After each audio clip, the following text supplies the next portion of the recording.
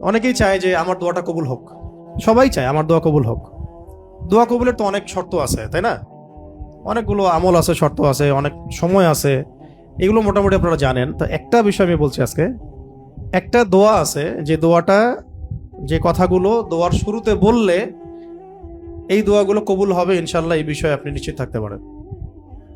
যদি আপনার রিজিক হালাল হয়, ওই শর্তগুলো যদি পূরণ হয়, রিজিক হালাল হয়, বৈধ দোয়া হয়, হ্যাঁ, হারাম কিছু চাচ্ছেন না, আপনি বৈধ বিষয় চাচ্ছেন, হালাল খেয়ে চাচ্ছেন, এই শর্তগুলো পূরণ করে দোয়া করার আগে এই কথাগুলো বললে দোয়া কবুল হবে ইনশাআল্লাহ। আমি তো আর বলতে পারবো না 100% কবুল হবে, এটা তো আমার পক্ষে বলা সম্ভব না। কিন্তু সবচেয়ে শক্তিশালী যে ওসিলাগুলো দোয়া কবুল করানোর জন্য, সেটা এটা একটা। আমাকে যদি বলেন যে আপনার জানা মতো সবচেয়ে বেস্ট ওসিলা কোনটা দোয়া কবুল, আমি বলবো এটাই। এটার সাথে আরো একটা আছে, ওটা আরেকদিন বলবো ইনশাআল্লাহ।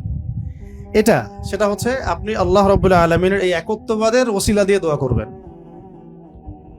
আল্লাহ পাকের এই তাওহীদের ওসিলা দিয়ে, একত্ববাদের ওসিলা দিয়ে দোয়া করবেন।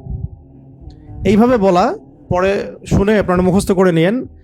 দোয়া করার আগে আল্লাহ পাকের প্রশংসা করা, আলহামদুলিল্লাহটাও আল্লাহ পাকের প্রশংসা, এবং রাসূল সাল্লাল্লাহু আলাইহি